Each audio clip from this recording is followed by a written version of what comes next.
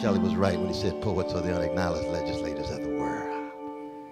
Yes, Percy, we appreciate that. We understand that. We know they published that after you died, but we got the memo. And by poets, he wasn't talking about versifiers. He wasn't talking about folk who write words on a page. He was talking about all human beings who muster imagination and empathy to conceive of an alternative reality given the nightmarish, catastrophic-driven realities most of us have to come to terms with, which means to live a life of a certain kind is to be a poet, an artist of life, an artist of living, one who through one's deeds and actions and witness exemplifies an imagination and an empathy that is subversive in terms of relating to the past, which has fortitude and courageous in the present to pass on to the next generation some wind at their back. If you want to know what hope is, just zoom in August of 1955 with Emmett Till's mother when she's asked to speak before not just public, but the whole world, because the cameras were there from all the various nations, and there's her baby in the coffin with the coffin open. They tried to make sure they kept the coffin closed. She said, no, they're going to keep it open. We just fetched his body from the Tallahatchie River in Jim Crow gut bucket, Mississippi, killed by cowardly, hateful American terrorists.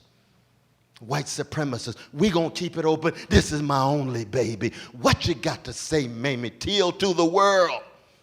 I'm not speaking on behalf of myself, she says. I'm not speaking on behalf of black people or America. I'm speaking on behalf of the best of the human species.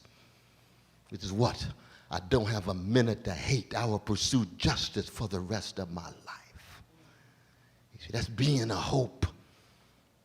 And it's an echo. That magnificent moment in Reinhold Niebuhr's 1932 classic, A Moral Man and a Moral Society, where Reinhold says, any justice that's only justice soon degenerates into something less than justice. Justice must be rescued by something grander and deeper than justice, mainly love. Love and justice, not identical, but indivisible. When Martin says justice is what love looks like in public, he's talking about it in the legacy of Jerusalem, not the legacy of Athens. So for Plato, justice is a norm, the giving and having one's due.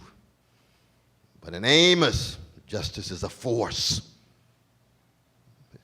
It's a major force. It's an answer to the question of Walter Hawkins in his song, What Is This? How do I account for this fire I have inside of me that won't give me any peace? I've got to somehow get it out.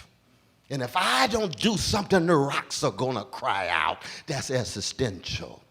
I wouldn't even call it spiritual because we know religious folk have no monopoly on it, given the history of religious institutions accommodating themselves to the most vicious forms of bestiality and atrocity. Be against our Jewish brothers and sisters in the history of Christianity. It could be against Muslims. It could be against Arabs. It could be against women, engaging lesbians, black folk, whatever. Thank God for the history of the heretics and the blasphemers. That's my crowd. Look at the history of communism. My God, every self-conscious Marxist finds him or herself usually having to leave the Communist Party in order to be true to the best of Karl Marx. Why? Because of the ossification and the petrification of institutions in that way. Hope is existential. I keep coming back to that point.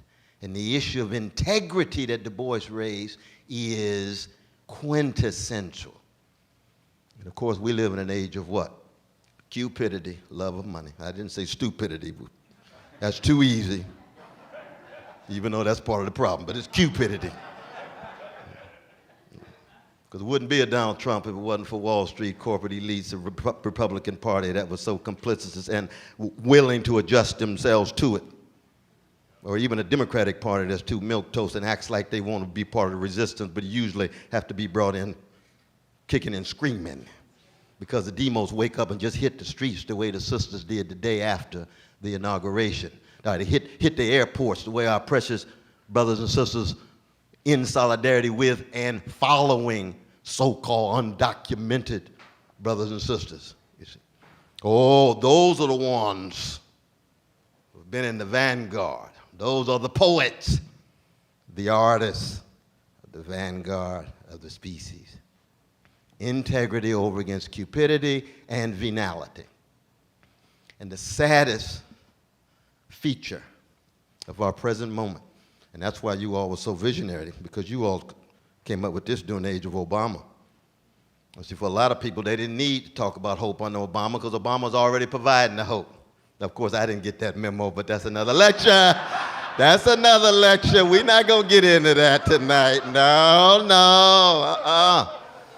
I'm suspicious of anybody tied to Wall Street military-industrial complex assassinating American citizens without accountability. I'm critical of anybody. The top 1% get 95% of the income growth, and 94% of the jobs that you brag about are short-term, temporary, precarious jobs, and somehow you're going to talk about the low unemployment rate. Why don't you just take a look at these precious folk in these communities dealing with these 2 or 3 jobs, trying to put it all together. Start with the university with adjunct professors. Don't brag to me about how wonderful the status quo is and therefore audacity of hope, but that's another lecture. My point is this.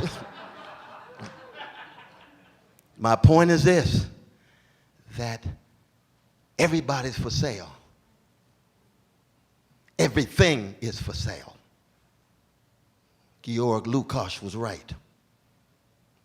Pervasive, ubiquitous commodification tied to militarization in our relations with one another, in the relations with police and local citizens, relation of CIA and State Department and Pentagon to Yemen and Pakistan and Afghanistan, in relation to undermining democratic regimes in Honduras, in relation to Libya, in relation to the West Bank under Israeli occupation, in relation to poor Jewish folk inside of Israel, given the increasing wealth inequality within Israel itself. Commodification, militarization, and then, of course, niggerization. What is niggerization? The attempt to make sure that those Sly Stone called everyday people are so scared and intimidated and afraid and feeling so hopeless and helpless that they'll never straighten their backs up. They're walking around feeling as if they can't make a difference. The voices don't matter. You can hear Brother Martin Luther King saying from the grave, anytime ordinary people straighten their backs up, they're going somewhere, because folk can't ride your back unless it's bent. And that's an echo of Thoreau and Walden when he talks about the sleepwalkers. And as they sleep, the folk are walking on their backs. And when they wake up and stay woke, and not just stay woke the way our precious young folk talk about in Black Lives Matter, but stay fortified as you awoke, then the folk who are walking on your back find themselves in precarious situations. That's called revolution.